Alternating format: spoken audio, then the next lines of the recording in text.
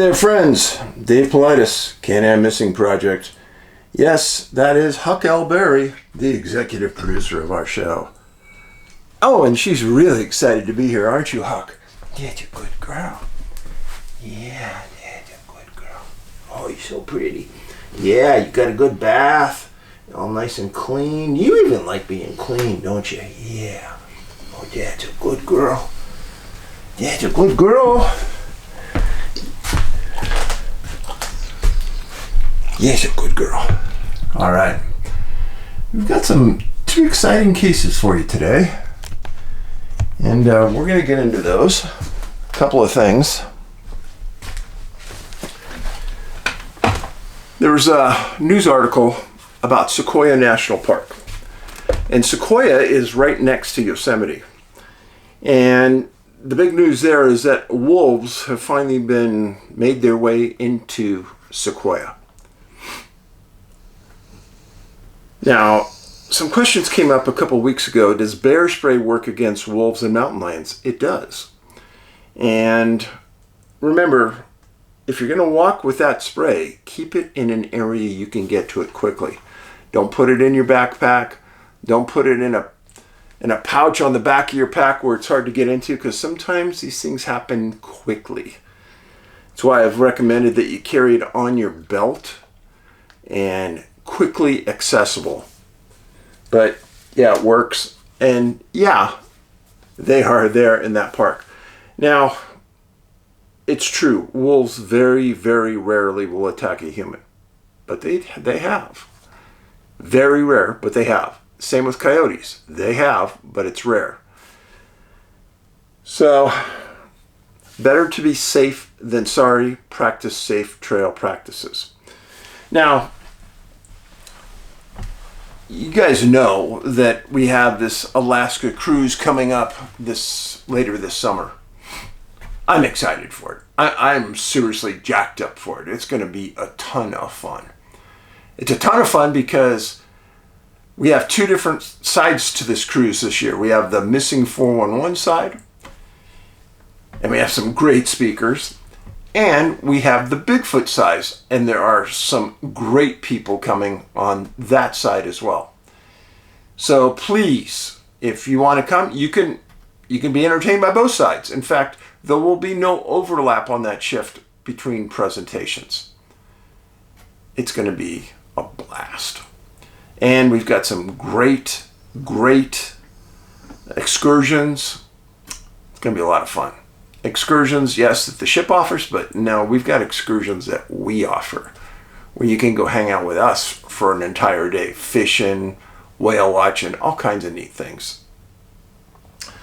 So, my website, missing411.com. Do not buy books anywhere else. You're going to get ripped off on Amazon and other online sources. Those are resellers selling, not us. If you're an international person, we do not sell internationally. You go to Hancock House Publishing in Canada, and they'll ship anywhere in the world. They will not ship into the US, though. My books. I do that sales. All right. So because we are going to Alaska, the last several months I've been doing extensive research on Alaska. I mean, I've learned some things that I cannot believe about how unusual that state really is. And what I mean by that is, yeah, there are thousands of people missing, but they are not of the unusual nature like you're used to from me. When I started to go through that list of missing people, it was stunning. The number, and I'm talking hundreds and hundreds and hundreds of people that have died on boats. Boats that have sunk, boats that have overturned, boats where small boats people have gone out in bad weather. Number two, the number of people that have drowned in Alaska is stunning. I'll tell you what, if I was the governor of Alaska, I would make it a mandatory requirement that you know how to swim before you graduate from high school. I would. Because drowning is a huge issue up there. I've never seen so many people that it lists drowning as their cause. It's stunning. Now, this first case I'm going to talk to you about is weird. It's weird because when I read the descriptions of what might have occurred, it was so ambiguous. Man's name was Thomas Votion, Votion, 30 years old, missing June 29th, 1987, from Elk Lake. Elk Lake is about 12 miles north of Juneau, the capital. And Thomas was born February 2nd, 1957 in San Antonio, Texas. I've told you before that when I can find out where somebody was born, I'll look into that, because I have figured out that in some of these cases, there's a relationship between where somebody was born and raised and where they disappear. Now, in 1982, he moved to Juneau with his wife, Sylvia, and their daughter, Jennifer. And then once they moved to Juneau, they had a son named Jared. Now, Jared and Jennifer, you're still out there, and I hope I do this case respectfully for your dad and your family. Now, Thomas's hobbies and interests included cooking, hunting, fishing, music, and he was actually active in politics, and he helped campaign for then Governor Steve Cowper. He was an outdoorsman. He liked the outdoors. He was in the right place. If you like the outdoors, you should be in Alaska. Now, realistically, you got about 5 months where it's a good time to be outdoors in Alaska. On Monday, June 29th, Thomas went with some friends jet skiing on Elk Lake. Easy trip just north of where he lived. Now, he had just recently opened a new deli in Juneau at the Jordan Creek Center. It was doing really well. So he had some people cover for him, and he went jet skiing. Now, this lake is right near and adjacent to the Mendenhall Glacier. It's a lake that's known as a swimming lake, power boating. Now, they saw Thomas jet skiing throughout the day. Every once in a while he'd fall off, people would see him, he'd just be cruising around. Well, at one point in that day, people stopped seeing him. And people started to talk and say, well, this doesn't make any sense. It's not that big of a lake.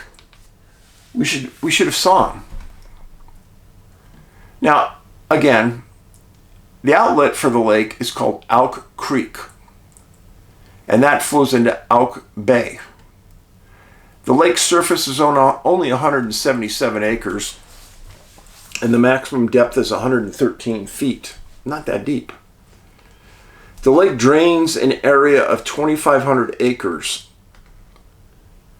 and it has cutthroat, rainbow trout, dolly varden, coho, sockeye, pink and chum salmon. Now, of those, my favorite, so dolly varden is the same as bull trout. It just has a different name in a different state. But here in Montana, my favorite fish to go for is bull trout. They fight like there's no tomorrow, and they get big. They are outstanding fish. So, Elk Lake, boating, hiking, fishing, just like a cool place to hang out. Now, even though it looks like it's really clear on the surface, when you go down deep, it gets real murky. That's what they said. Now, on June 29th, private boaters got concerned because they hadn't seen Thomas. And they called the Alaska State Troopers. Troopers contact their wildlife team, and they respond, along with the Glacier Bay Fire Department. And they went out and they found the jet ski upright, just sitting in the water, kind of out of view from where the main body of the swimmers were swimming. Well, the Glacier Bay Fire Department put their boat in the water, and they searched until 8:30 that night on the 29th.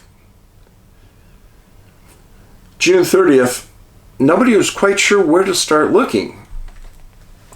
I'm guessing that you probably should start where the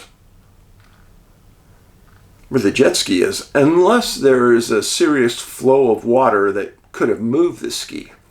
They didn't say that there was. Now, on June 30th, the Alaska Sea Dogs joined the search, and they were put on boats.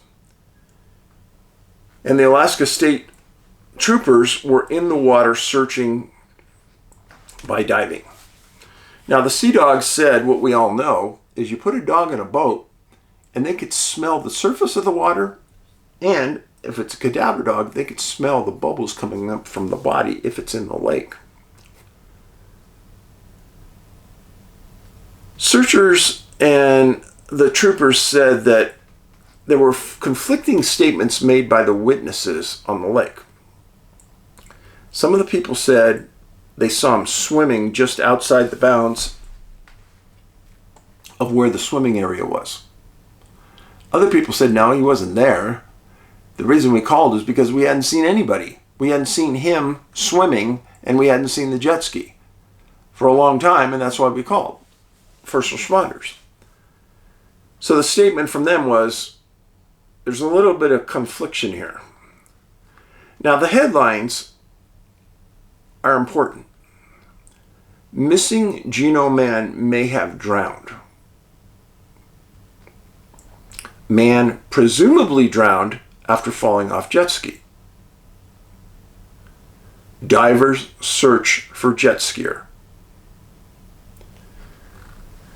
Make a long story short, this happened June 29th, 1987.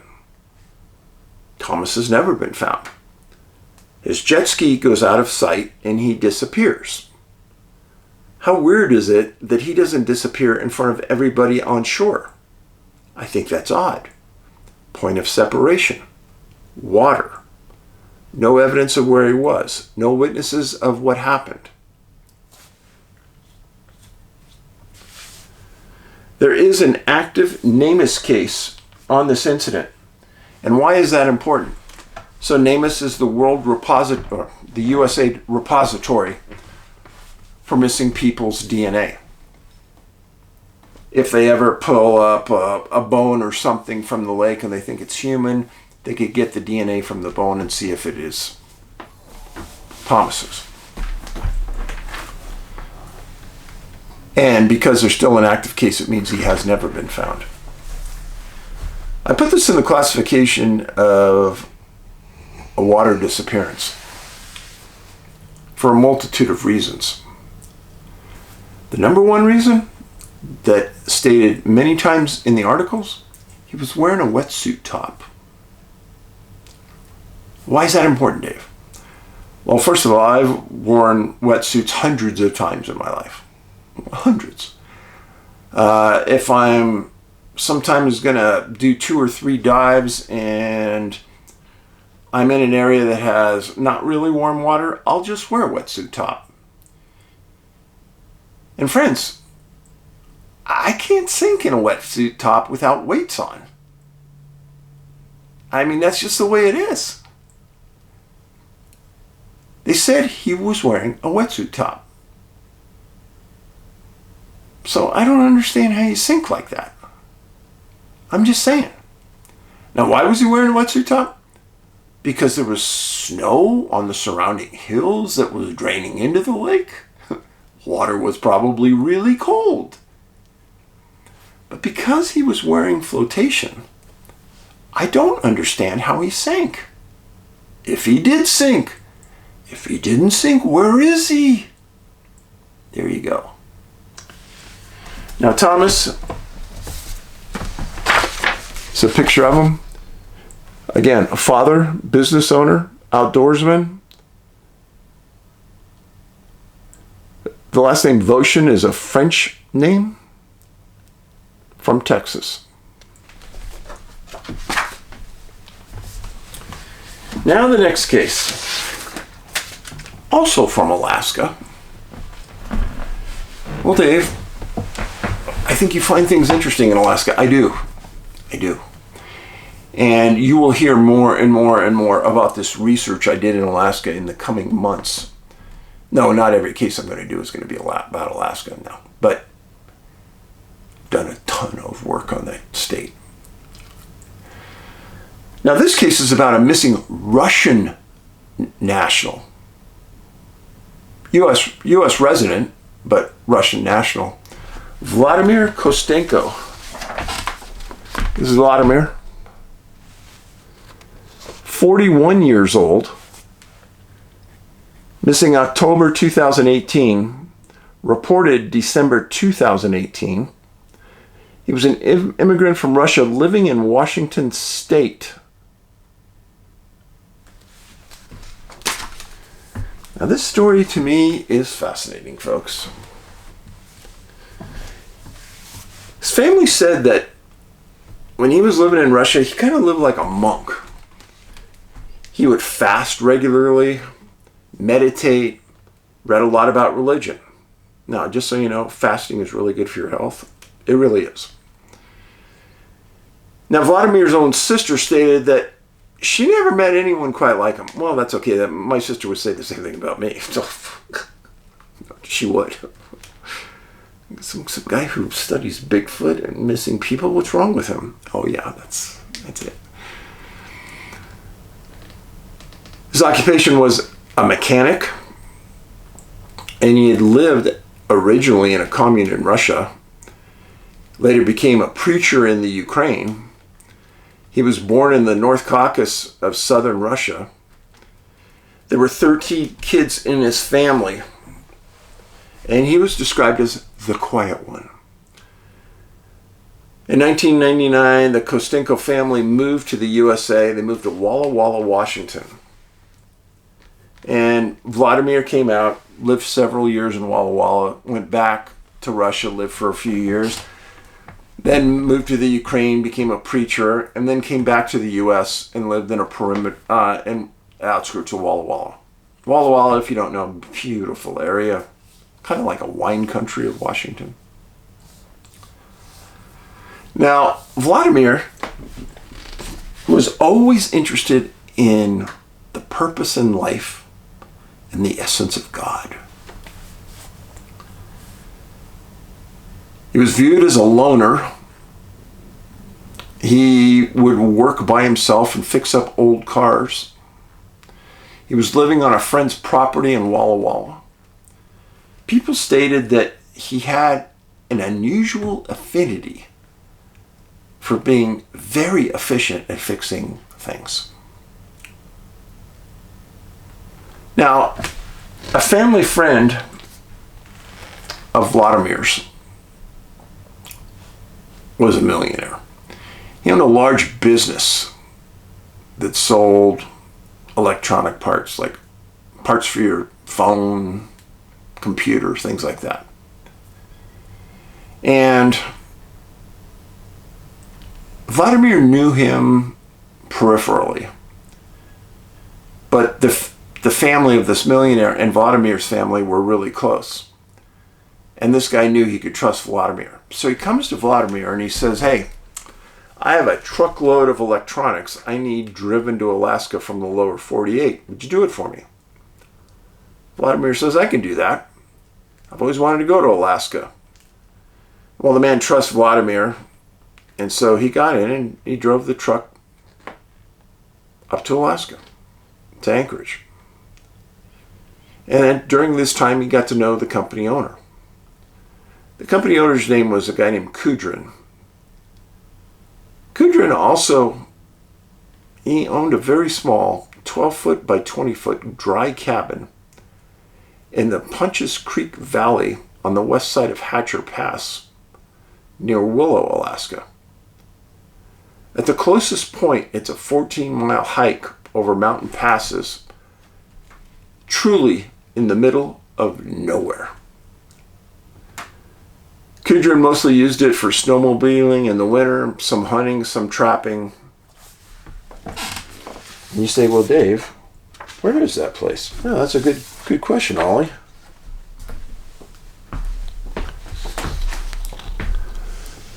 Here's Hatcher Pass.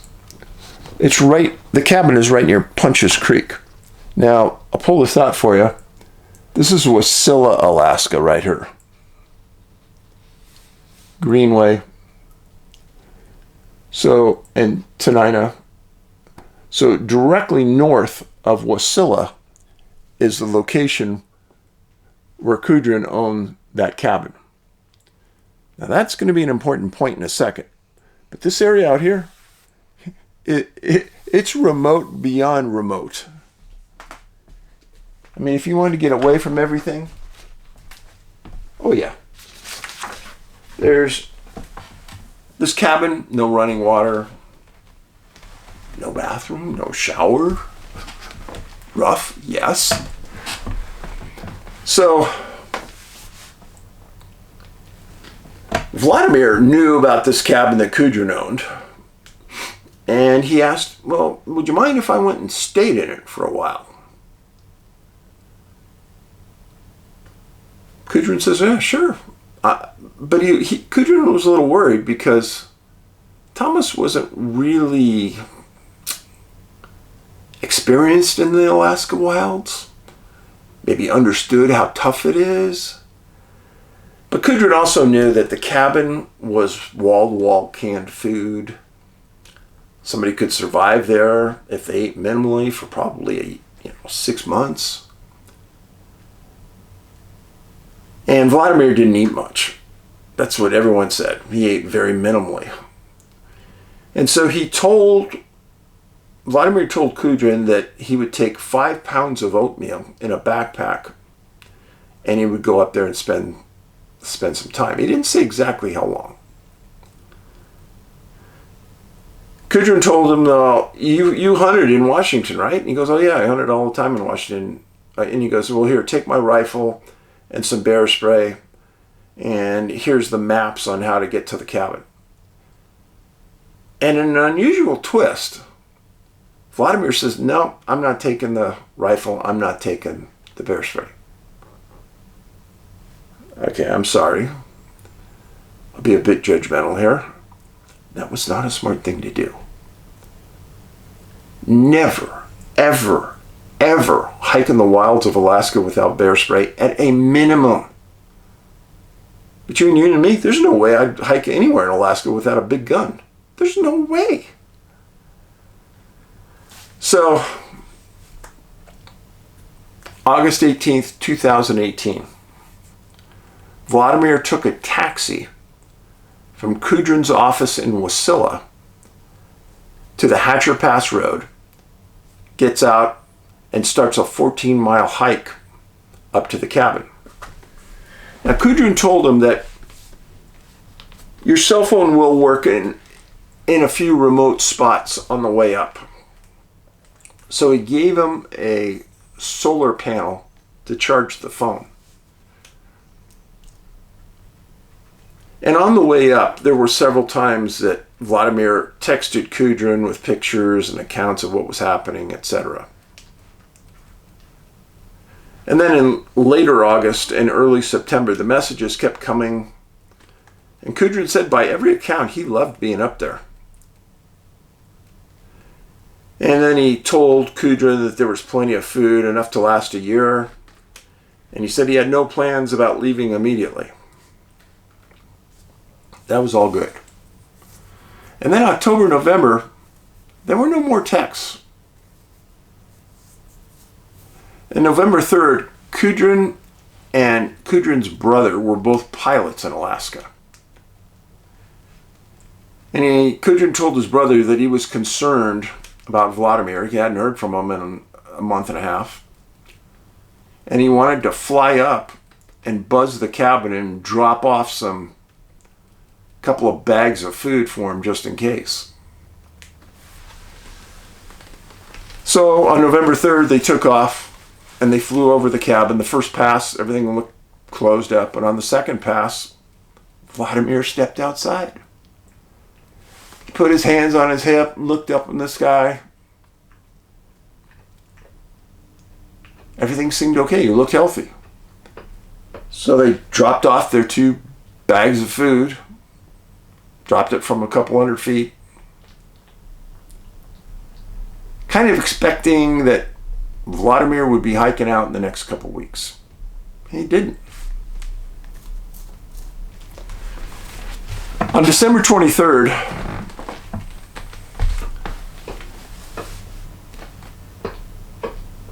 again, Kudrin flies past the cabin. It had snowed a bit.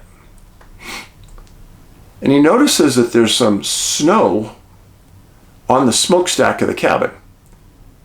Obviously, not a good sign, because that's indicative that there's nobody staying there, because if there was smoke in it and heat in it, the snow would be gone. Kudrin, having the resources and the caring nature to worry about Vladimir, on December 26th, he chartered a helicopter to fly him up to the cabin. And he says he got there, and he says all the doors and windows were nailed shut. He says he prized his way in, and he said the inside of the cabin was in impeccable condition. Everything was neat, clean, put away. Probably neater than when Vladimir got there himself. Kudrin says he looked around for some note, some indication of what happened next. Nothing. There was no sign of Vladimir. He said that there were some tracks around the cabin in the snow, and it turned out to be a moose. But he looked around, just the outskirts of the cabin, didn't see anything unusual, nothing weird. They got back in the helicopter and left.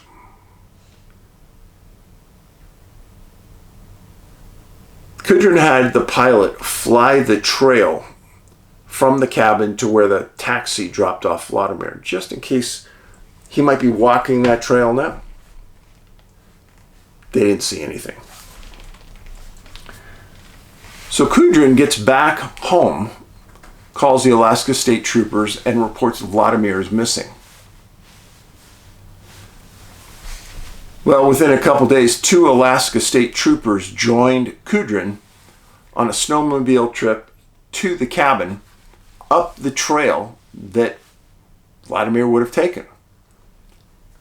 They didn't see anything. Nothing unusual. Now you got to remember that there's 4 or 5 feet of snow on the ground by now, and everything would have been covered up, including any tracks. Now, the Alaska State Troopers didn't conduct a large-scale search, and I understand why. Because they don't even know what trail Vladimir may have taken out, what date he left, and any tracks would have been obscured by the snow, and any evidence would have been obscured by the snow. They did go back, and they found out that Vladimir's phone last pinged on December 3rd. What's interesting about that? November 30th, 2018, a 7.1 earthquake rocked Alaska, one of the biggest ones they had in a while. So the question came about, do you think Vladimir maybe took that as an omen from the gods that it was time to leave? I don't know. But it's something I'm sure he would have asked himself. Now, his phone was pinged on the 3rd. Was that a day he was walking out and it pinged when he was coming out? Nobody knows. It's a huge mystery. It's been 8 years and Vladimir's never been found. Now, the Kostenko family in Walla Walla, Washington, have made many pleas to the public, asking if anybody saw anything, heard anything.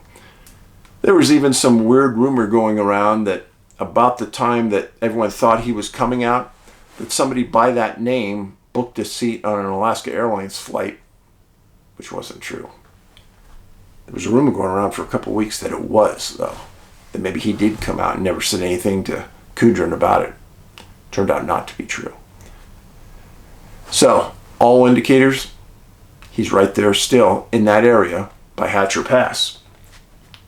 Now, because it's such a rough 14-mile hike, it's very difficult to get cadaver dogs in. Now, obviously, if you were somebody that had huge resources, within that first spring that he went missing, I would have flown in 3 or 4 cadaver dogs to cover that 14-mile trail at different intervals, flown him in by helicopter, dropped him at different intervals, and see if they could come up with a scent of a dead body somewhere. But since it's been 8 years, and Kudrin's been there probably 20 times, nothing's ever been found. Where'd he go? It's one of those mysteries in Alaska that'll probably endeavor forever. And you gotta hope that Vladimir wanted to find out about the essence of life, what God was about. You gotta hope that he found some answers up there alone, because a man alone with his thoughts, a lot of time to think, without distraction, without a phone, without electronics. Yeah. Friends, thanks for being here. I greatly appreciate it. Really, I do. And these are cases that I doubt anybody's ever talked about. And you know what? The Votion family, son and daughter, are probably still trying to wonder whatever happened to their dad. Why didn't his body ever float up if he was in that lake? It's a good question. Is he even in that lake? Vladimir? He's got a lot of brothers and sisters, and I know that they're still thinking about him. Well, kindness, the key to life, the key to our existence. I think what goes around comes around. You exude a lot of kindness, you do some good for people, it's going to come back to you. And all those loves I give to Huck, I hope she appreciates them. Be safe, be kind, Paulides out.